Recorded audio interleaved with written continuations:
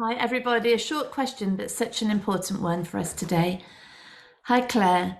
I'm just reflecting on connection being a biological imperative to ensure survival as a newborn. Could this tie in with why, as we mature, we replace the secure attachment needed from our primary caregivers by trying to secure the experience of being? Yes, definitely. And it gets us into such immense suffering when we don't see that that's what's going on, because there's two things really I think really important for humans to realize. First of all, um, community, friendships, partnerships, relationships are so vital for human beings. Our entire evolution, we've depended on other people for survival. The baby 100% dependent on the human baby, 100% dependent on human caregivers for its survival. And study after study shows the overriding importance to longevity and health and sanity of strong personal relationships. So it's a vital area of health and sanity and flourishing for human beings. Then the second thing is that human relationships are also the source of greatest suffering, of greatest pain, of greatest confusion, of greatest conflict. And this is because as we're being brought up, as we're growing up, maturing from baby to toddler to young child, adolescent, teenager, the that survival drive, which initially is all about the body, isn't it? About getting food, getting care, getting attention, having everything that's required to stay alive. That survival drive starts to relate to what we think we are. And this is the cognitive revolution, really, that the human mind is capable of representing an existence and the existence of other beings, the existence of a future, the existence of a past, as mental phenomena. And so survival, everything that is looked to be necessary, everything that is believed about this self, is contained as a psychological phenomenon and like an intellectual holding device.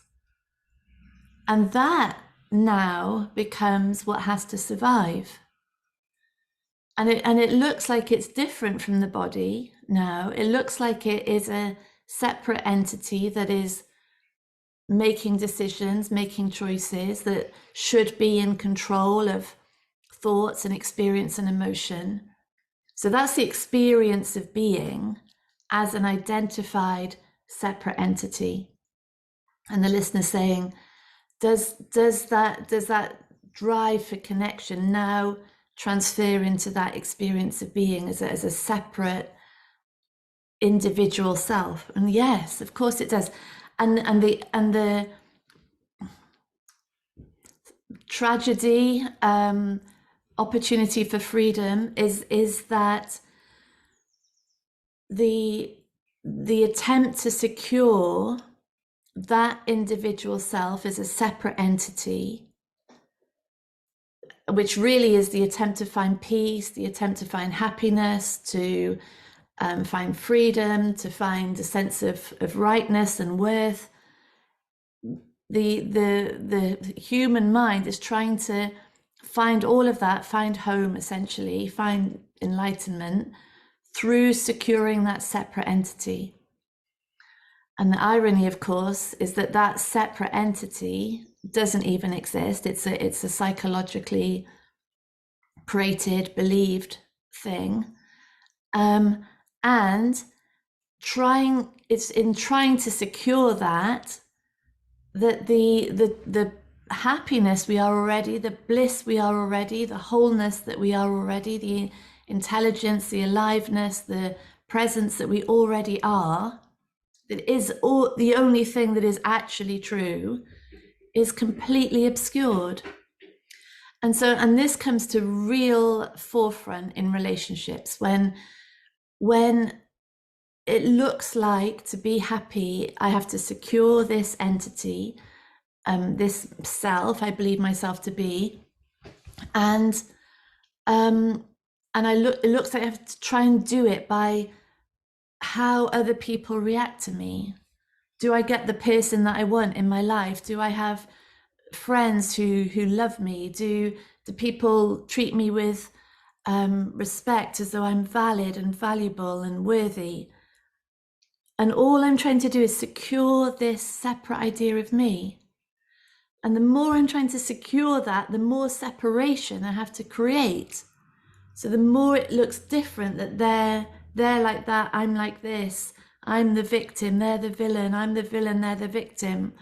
You know, it's all about creating more separation in order to find connection. It's a complete impossibility. So the more desperate we are, the more needy we are, the more we're in seeking and resistance, the more we're trying to secure that separate version of me, and the more everything is being pushed away, the more confused, the more insanity there is. So it's why the starting point for everything has to be, what am I? Really, what am I? What is reality? What is the mind? Where does behavior come from? That has to be the starting point always. Sanity. What's really going on?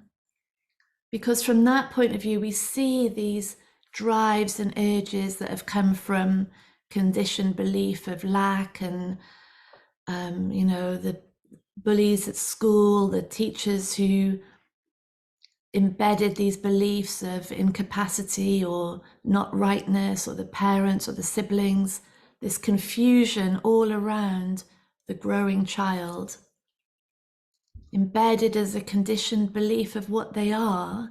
And then from that space, they go out and try to form the relationships that they think are going to finally make them feel okay, like they belong, like they're all right. And it's like building mansions on an earthquake, isn't it? It's nothing. There's no stability in it. There's no security. There's no permanence. Nothing. So instead, we dismantle it all. We see where those drives have come from, that sense of incompleteness and lack. We understand it. It becomes integrated, and there's no longer this inner war going on inside. It's just deep understanding of what's true, of what we really are. And then from that space, go out in the world. And the world will continually reveal where that conditioning is still running. And great, that's the reason for going out in the world. Allow that to be revealed continuously, every conversation, every interaction. And that's a sane way of moving out, a sane way of living. And from that space now, the deepest connections are formed, because nothing depends on them. They're no longer the vehicle for our survival as an illusion. They're just the joy of experiencing that other. Yeah, thank you. Great question. Lots of love. Bye.